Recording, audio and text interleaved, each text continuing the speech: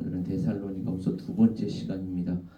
우리 수요 예배 때는 신약 성경 전체 그림을 함께 그려보는 그러한 시간으로 우리가 나누고 있는데, 데살로니가후서 오늘은 두 번째 시간으로 함께 나누도록 하겠습니다. 데살로니가후서 1장 3절에서 12절 말씀을 교독하시다가 마지막 한 구절은 합독하도록 하시겠습니다. 데살로니가후서 1장 3절에서 12절 말씀입니다.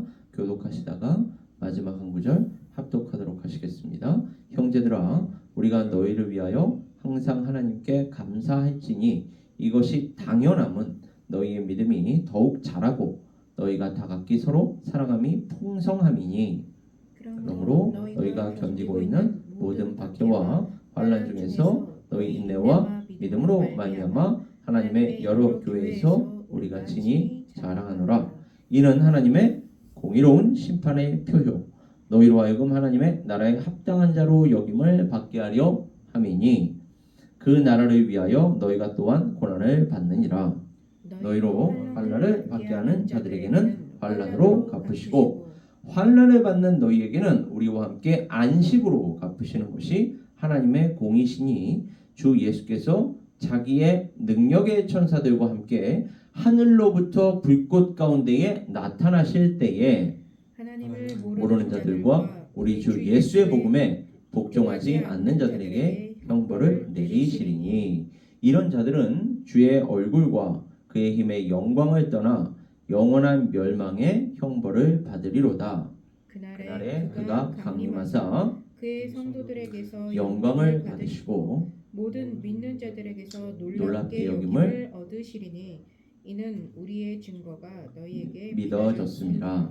이러므로 우리도 항상 너희를 위하여 기도함은 우리 하나님이 너희를 그 부르심에 합당한 자로 여기시고 모든 선을 기뻐함과 믿음의 역사를 능력으로 이루게 하시고, 우리 다 같이요. 우리 하나님과 주 예수 그리스도의 은혜대로 우리 주 예수의 이름이 너희 가운데서 영광을 받으시고 너희도 그 안에서 영광을 받게 하려 함이라. 아멘. 우리 후반부를 특히 이 시간에는 두 번째 시간인 만큼 집중하여 살펴보자면, 지금 사도 바울이 무엇을 이야기하고 있습니까? 그날에 그가 강림하사 예수 그리스도의 재림을 이야기하고 있지 않습니까? 벌써 예수 그리스도께서 십자가에 달려 돌아가시고 부활 승천하신 지가 2000년이 넘었습니다. 벌써 2000년이 넘었는데 그래서 우리 인류에게는 예수 그리스도의 재림이 정말로 확실한 것이냐라는 의구심을 품는 사람들이 점점 늘어날 수도 있어요. 왜요? 그 예수 그리스도의 재림이 예수 그리스도를 믿지 않는 사람들에게는 정말 있는 것인가? 이렇게까지 지연될 수 있는 것인가? 정말로 있는 것이 맞는가라고 의심할 수가 있기 때문입니다. 그러나 사도 바울은 분명하게 밝히기를, 그날에, 근데 그날이라는 것은 언제인지를 우리가 확실히 알 수가 없는 것이죠. 하나님께서 아들도 모르고 아버지만 아신다라고 하지 않았습니까? 그러니까 우리는 그날에 대해서는 도저히 알 길이 없고, 다만 오늘이 마지막 날인 것처럼, 오늘이 예수 그리스도께서 다시 오시는 날인 것처럼 우리는 하루하루 순간순간을 예수 그리스도의 재림을 준비하면서 말 그대로 종말론적인 신앙으로 살아가야 할 줄 믿습니다. 믿지 않는 사람들도 오늘이 마지막 날일지라도 내가 한 그루의 사과나무를 심겠다라고 하지 않습니까? 하물며 예수 그리스도를 믿는, 하나님을 믿는 우리들은 얼마나 더 깨어 있어야 하겠습니까? 얼마나 더 하나님 앞에서 살아야 하겠습니까? 그날에 우리는 알 수 없지만 그날에 그가 반드시 강림하실 거예요. 그리고 그의 성도들에게서 영광을 받으신다고 합니다. 그런데 제가 지난주에도 한번 말씀드린 적이 있었고 주일 예배 때도 계속 말씀을 드리는데, 하나님께서 그렇다면 영광을 받으신다는 것이 하나님을 위해서만 역사하시는 거 아니냐? 하나님께 영광이고 우리에게는 그렇다면 아무것도 없는 것이냐? 우리는 그저 하나님께 영광을 돌려야만 하는 존재들이냐라고 이 포스트 마던 이 시대 정신 속에서 의구심을 품을 수 있어요. 그러나 하나님께서 오늘 본문 말씀 마지막으로 뭐라고 말씀하십니까? 하나님께서 영광을 받으실 뿐만 아니라 그 영광으로 우리를 들어가게 하신다고 하시지 않습니까? 그러니까 그 영광을 우리가 함께 누리겠다고 하시는 것입니다. 이게 얼마나 큰 특권입니까? 우리가 어찌 감히 그 영광을 누릴 자격이나 됩니까? 그런데 하나님께서는 그 영광을 혼자 소유하시는 게 아니라 하나님께서는 사랑이시기 때문에 그 영광조차도 하나님을 믿는 사람들, 예수 그리스도를 사랑하는 사람들과 함께 나누시기를 원하시는 것입니다. 그래서 영광을 받으시는 것이 단지 하나님만을 위하시는 것이 아니다. 그리고 이 영광을 받으신 다음에 모든 믿는 자들에게서 놀랍게 여김을 얻으시리니, 놀랍게 여김을 얻는다라는 게 바로 어메이징하다는 거 아닙니까? 우리 인간이 상상하기로는 우리 인간이 생각하기로는 감히 상상할 수도 없고 생각할 수도 없는 그 역사를 하나님께서 이루신다라는 것 아닙니까? 예수 그리스도의 재림이 바로 이와 같다라는 것입니다. 그리고 우리가 상상할 수 없을지라도 생각할 수 없을지라도 참 은혜인 것이 이것이 믿어진다는 것입니다. 우리에게는 이게 사실은 결코 믿어질 수가 없는 것이거든요. 은혜를 받은 자들만 이게 믿어지는 것이거든요. 그렇다 보니까 오늘 괄호 열고 닫고 뭐라고 나와 있습니까? 우리의 증거가 너희에게 믿어졌습니다. 이 믿어졌다라는 게 놀랍게 여김을 얻으신다라는 것과 연결이 되어 있습니다. 이렇게 설명하면서 하나님께서 약속하시고 당신의 사람들을 통해 증거하셨던 대로, 그러니까 어느 날 갑자기 생뚱맞게 뚝 떨어지는, 밑도 끝도 없이 뚝 떨어지는 것이 아니라 사실은 하나님께서는 우리에게 충분한 증거를 다 주셨습니다. 우리에게 문제가 있는 것입니다. 왜요? 그 증거를 여전히 믿지 않고 있기 때문입니다. 하나님은 우리에게 주실 거 다 주셨어요. 사실은 증거란 증거는 다 주셨습니다. 증거를 주셨을 뿐만 아니라 다 이루신 줄 믿습니다. 그리고 그것이 그의 성도들에게만큼은 믿어졌습니다. 오늘날 그래서 우리가 믿고 있는 거 아닙니까? 이게 바로 하나님의 역사라는 것입니다. 예수 그리스도께서 다시 오셔서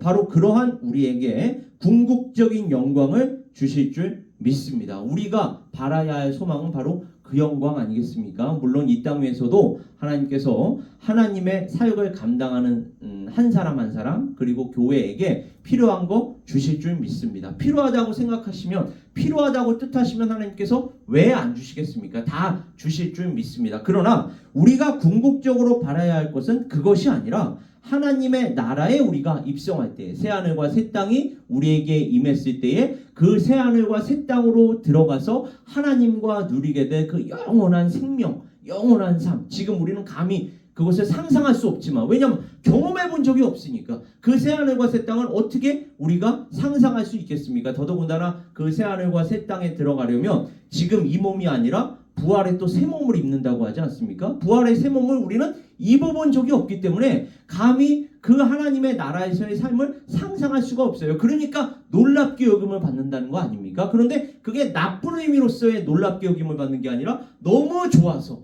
너무 감격스러워서 정말로 거기에 가면 이 땅 위에서의 일어났던 모든 일들이 나눌 여유가 없을 만큼, 왜요? 영광에 너무 취한 나머지, 감격과 감사에 압도된 나머지 이 땅 위에서 우리가 누구는 형제자매로 만났을 것이고, 누구는 부부관계로 만났을 것이고, 누구는 부모 자녀 관계로 만났을지라도 저 하나님의 나라 가면 야 맞아, 우리 저 땅 위에서 우리 부부로 만났었지, 이런 거 나눌 여유가 있겠습니까? 그 하나님의 영광에 압도되어서 그저 그 하나님께서 주시는 기쁨, 감사, 이런 것들만 나누지 않겠어요? 그러니까 이게 감히 우리가 지금 이 땅 위에서 우리 인간의 언어와 경험으로는 상상할 수가 없다라고 이야기하는 것입니다. 이게 바로 어메이징하다라는 언어로 표현이 되어 있습니다. 그러나 다른 한편으로, 그러니까 이게 얼마나 감사한 것이냐, 다른 한편으로는 구원의 역사가 아니라 심판의 형벌이 내려지기 때문에 그렇습니다. 우리는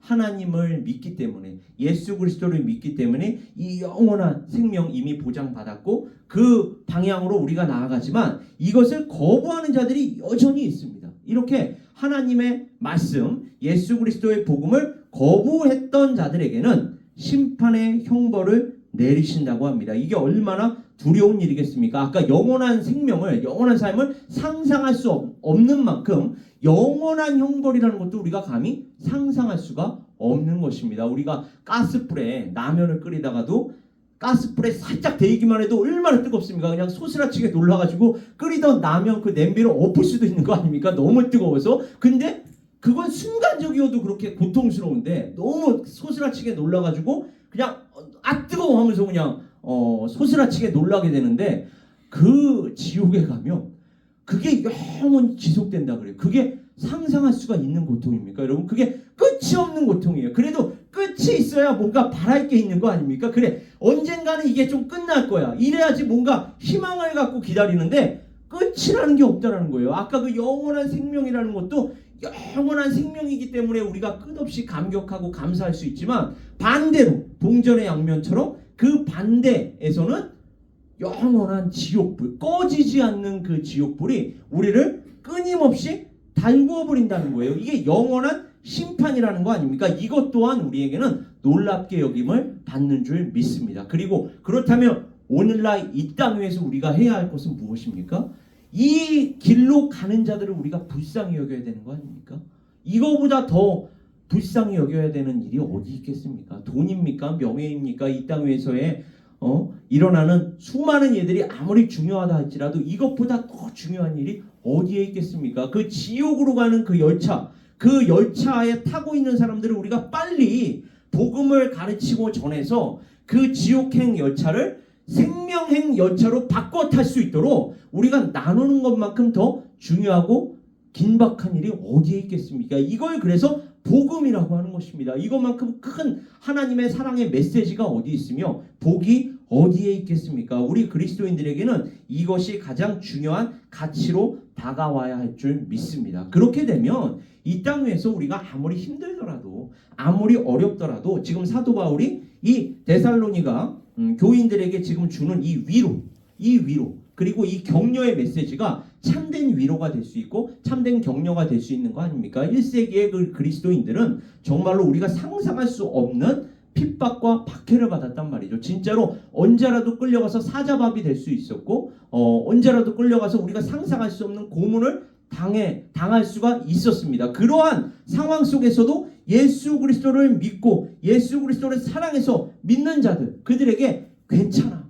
하나님께서 너희를 궁극적으로 지켜주실 거야. 보호해 주실 거야 라는 지금 그 위로와 격려의 메시지를 하나님께서 주시는 거 아닙니까? 그래서 감사와 찬송과 영광을 너희의 삶, 너희의 사역을 통해서 하나님께서 받으실 거야. 걱정하지 마. 염려하지 마. 그리고 그와 같이 우리 이성으로는 도저히 이해할 수 없는 이 구원의 역사, 심판의 역사이기 때문에 그리고 사실은 우리 또한 심판의 형벌을 받아야 하는 죄인이지만 죄의 삭은 사망이고 의인은 없나니 하나도 없기 때문에 우리 또한 원래 그 지옥행 열차를 탔던 자들이었으나 어떻게 해요? 오직 하나님의 은혜로. 그러니까 이런 것만 보더라도 알미니안 티올로지, 자유의지 이런 것들은 다 싹 다 없어져야 맞는 거죠. 아니 죽은 자에게 무슨 자유의지가 있습니까? 한번 생각해보세요. 아니 자유의지라는 것도 살아있는 자에게 있는 거지 죄로 인해 죽은 자에게 무슨 자유의지가 있습니까? 하나님을 선택할 자유의지가 도대체 어디에 있다는 거예요? 이건 말이 안 되는 것입니다.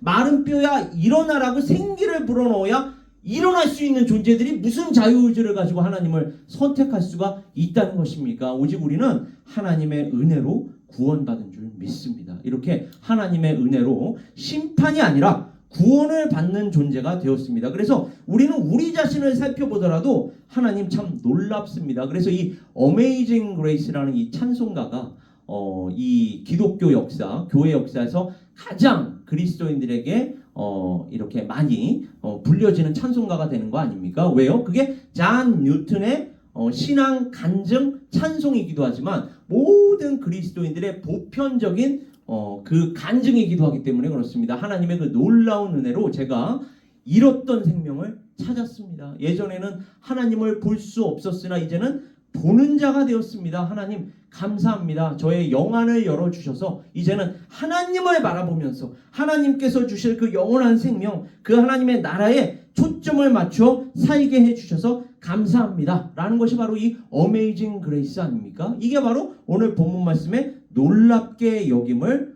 얻게 될 것이다. 라는 것을 지금 사도 바울은 바로 이와 같은 표현으로 우리에게 확증하고 있는 줄 믿습니다. 다시 말해서 한편으로는 심판주가 되시는 것이고 또 다른 한편으로는 구원주로서 예수 그리스도의 재림은 반드시 이루어질 것입니다. 이루어지지 않는 게 아니에요. 아무리 2000년이 지났어도 1000년이 하루 같고 하루가 1000년입니다. 그게 우리가 보기에나 하루가 천년이 어마어마한 차이로 느껴지는 거지 우리에게는 과거, 현재, 미래라는 시제가 있기 때문에 그러나 하나님께는 사실은 현재 시제밖에 없는 줄 믿습니다. 우리에게는 과거 아니면 미래거든요. 제가 지금이라고 얘기하는 순간 바로 과거가 돼버리거든요. 우리는 현재 시제를 절대로 살 수가 없는 존재들입니다. 근데 이것과는 달리 하나님께서는 현재 속에서 존재하시는 하나님이시거든요. 그러니까 과거와 미래밖에 없는 인간에게는 이 현재 속에 계시는 하나님이 포착이 안 돼요. 그러니까 천년이 하루 같다는 게 도대체 무슨 말이야? 하루가 천년 같다는 말이 도대체 무슨 말이야? 라고 할 수 있겠으나 하나님께는 정말 그러하거든요. 어제나 오늘이나 영원토록 동일하신 분이 바로 그 하나님이시거든요. 그러니까 그 하나님께서 보시기에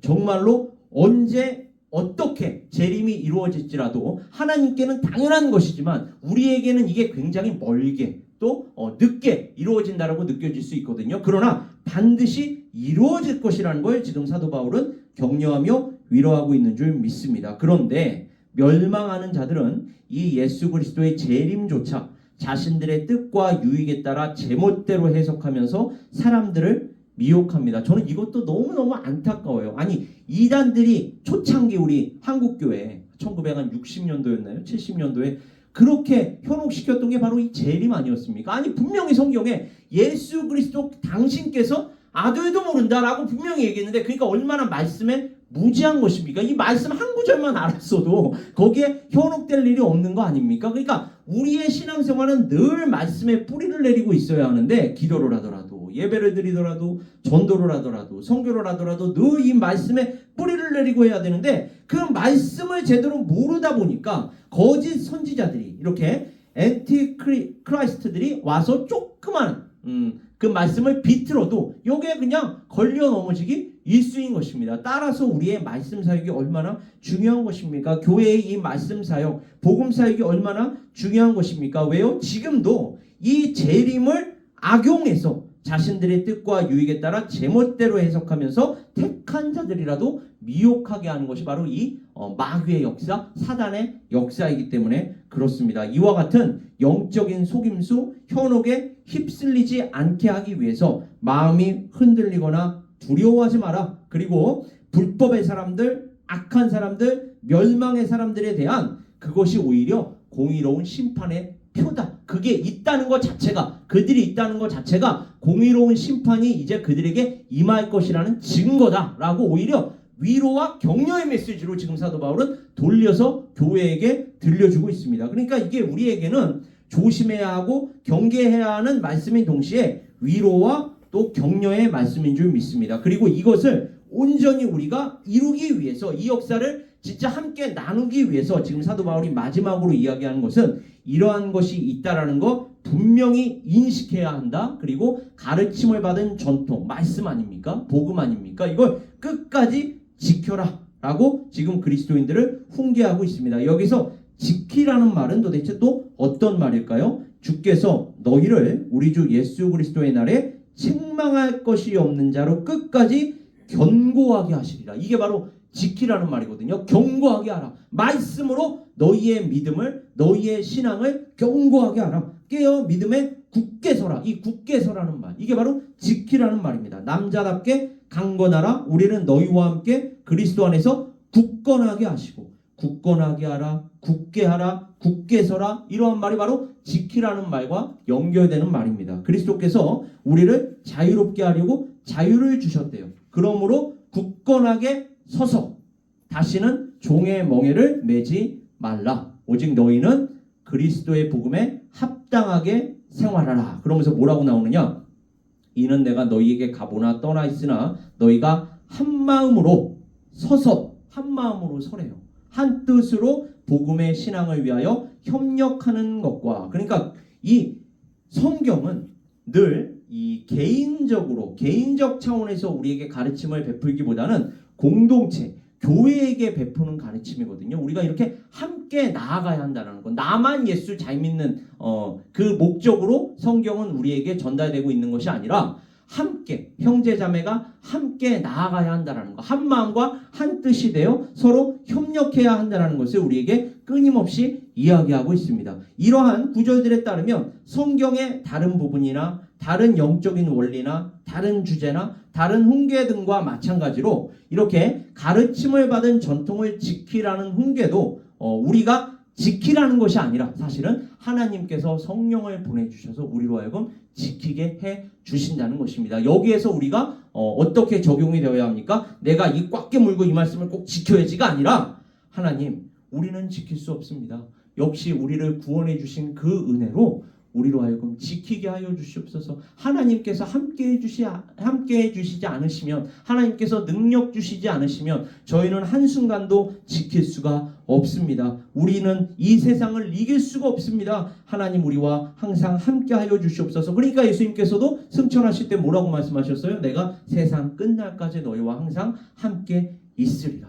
하나님께서 함께 하시면 우리가 이 모든 것들을 감당할 수 있을 줄 믿습니다. 더 나아가서 그와 같은 불법의 사람들, 악한 사람들, 멸망의 사람들까지도 지금 사도 바울은 책망하면서 예수 그리스도를 바르게 가르치고 전하는 데까지 나아가야 한다. 그리고 이 마지막 때에 우리를 박해하고 핍박하는 세상을 극복해야 한다. 세상을 벗어나서 살라고 얘기하지 않거든요. 이 세상을 극복해야 한다. 우리가 멸균실에서 살아갈 수 없습니다. 육신적으로도. 멸균실에서 살아가는 게 아니라 지금 우리는 이 세균이 득실득실한 세상에서 살아가고 있어요. 그럼에도 불구하고 건강할 수 있는 건 세균을 이길 수 있는 면역력이 우리에게 있기 때문에 그렇습니다. 그러니까 득실득실한, 세균이 득실득실한 곳에서 살아가면서도 우리가 건강한 몸과 마음을 지킬 수 있는 것은 면역력이 있기 때문에 그렇거든요. 영적으로도 마찬가지라고 성경은 이야기합니다. 우리가 사단 혹은 이 악한 세상에서 분리되어 살아가는 게 아닙니다. 여전히 악한 영향력, 악한 권세 가운데에 있습니다. 그럼에도 불구하고 우리 하나님은 그 악한 영향력, 악한 권세와 비교할 수 없을 만큼 전지전능하신 분이시거든요. 그분이 우리의 아버지가 되시고 그분이 우리의 구주가 되시거든요. 그러니까 그분이 우리를 잡고 계시면 아무리 악한 자들이, 불법의 사람들이 우리를 현혹시키려 한다 할지라도, 악한 영향력을 부리려 한다 할지라도 하나님께서 주시는 능력으로 우리가 이기게 하실 줄 믿습니다. 하나님께서는 그것을 우리에게 이와 같이 또 말씀하시는데, 목회 서신서 우리 사도 바울이 디도에게 이렇게 얘기합니다.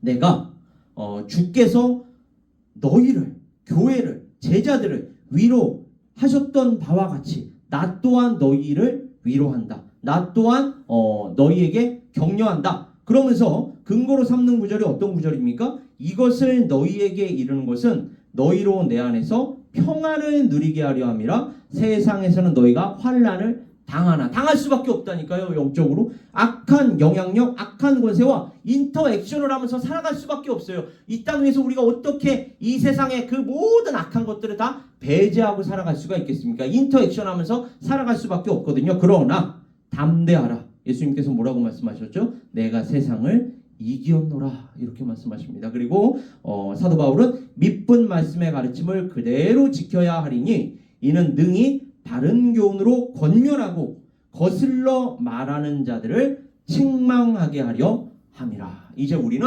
이길 뿐만 아니라 이 악한 권세자들을 책망해야 할 줄 믿습니다. 무엇으로요? 바른 교훈으로. 그거 아니야. 너희가 그거 믿었다가는 진짜 큰일 나. 너희들의 파이널 데스티네이션은 지옥이 될 거야. 영원한 심판이 될 거야. 영원한 형벌이 될 거야 라고 우리가 훈계를 해주어야 할 줄 믿습니다. 그리고 바른 길로 돌이키게 해주어야 할 줄 믿습니다. 이것을 위해서 지금 사도 바울은 디도에게 또 데살로니가 교인들에게 권면을 하고 있는 것입니다. 여러분, C.S. 루이스라고 알고 계실 거예요. 유명한 기독교 변증론자 아닙니까? 이 C.S. 루이스가 피고석의 하나님이라는 그의 저서에서 이렇게 말했습니다.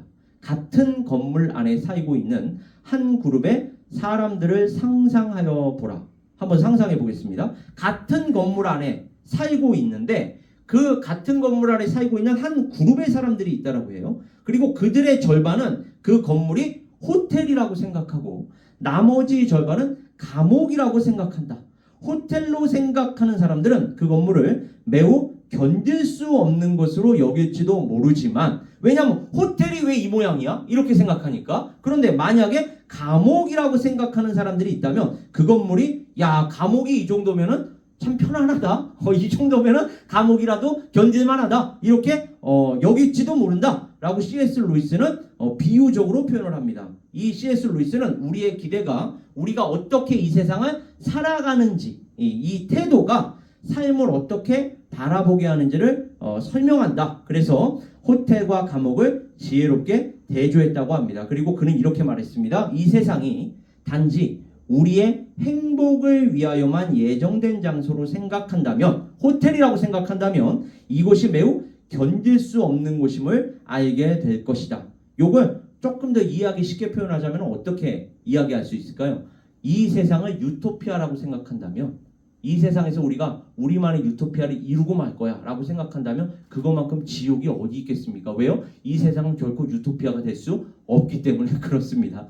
그러나 이 세상은 우리가 잠깐 있는 곳이구나. 마치 우리가 어디로 여행을 가면 그 여행지에서 묵는 곳이 아무리 고통스럽다 할지라도 한 3박 4일이면 한 일주일이면 다시 우리 집으로 돌아올 것을 생각하지 않습니까? 그러니까 이제 좀 있으면 나의 집으로 돌아갈 거야. 말 그대로의 스위트홈으로 돌아갈 거야 라고 생각한다면 아무리 어렵고 힘든 곳, 견딜 수가 없는 곳이라 할지라도 그것을 견딜 수 있다는 거 아닙니까? 이 세상이 우리를 훈련하고 바로잡기 위해서 하나님께서 허락하신 장소라면 예수 그리스도를 하루하루 순간순간 더 닮아가게 하시기 위하여 우리를 훈련시키시고 우리를 준비시키시는 장소라고 우리가 생각한다면 이곳이 그다지 나쁜 곳이 아니다. 그러니까 이 현실 또한 하나님의 나라가 될 수 있다는 것입니다. 주님께서 다만 함께 하신다면 우리가 높은 산이 거친들이 그 어디나 다 하늘나라가 될 줄 믿습니다. 그러니까 아까도 제가 계속 말씀드렸듯이 우리는 이 삶이 행복하고 고통이 없어야 한다라고 생각해서는 안 됩니다. 성경은 그렇게 가르치지 않기 때문에 그렇습니다. 믿는 자들에게 있어서 이 세상은 좋은 때와 나쁜 때 모두를 통해서 영적으로 우리를 준비시키고 훈련하는 장소입니다. 예수께서는 아까 말씀드렸지만 이 세상이 아무리 너희들에게 고통을 줄지라도 환난을 줄지라도 내가 그 세상을 이기지 않았느냐, 너희 또한 나와 함께 한다면 이 세상을 이기게 될 것이다. 그리고 이긴 자라면 그 승리의 메시지를 이제는 나누어라. 이제는 누리면서 나누어라. 그때에 너희의 메시지를 듣는 자들이 메시지를 말로만이 아니죠. 요즘 세상이 말로만 하는 시대는 지나지 않았습니까? 말로, 행동으로, 인격으로 이제는 하나님의 말씀을, 복음을 전해야 할 때입니다. 그때 하나님께서 우리 각 사람 에베네셀 선교교회를 하나님의 나라 확장을 위해서, 하나님의 영광을 위해서 거룩하고 존귀하게 쓰임받는 공동체로 축원해 주실 줄을 믿습니다. 이 시간 다시 한번 그와 같은 공동체로, 특별히 2025년도 첫날 첫 수요 예배 때에 그와 같은 은혜와 축복 다시 한번 누리며 나아갈 수 있는 우리 에베네셀 선교교회 될 수 있기를 주님의 이름으로 축원합니다. 우리 시간 함께 기도하겠습니다. 아버지 하나님,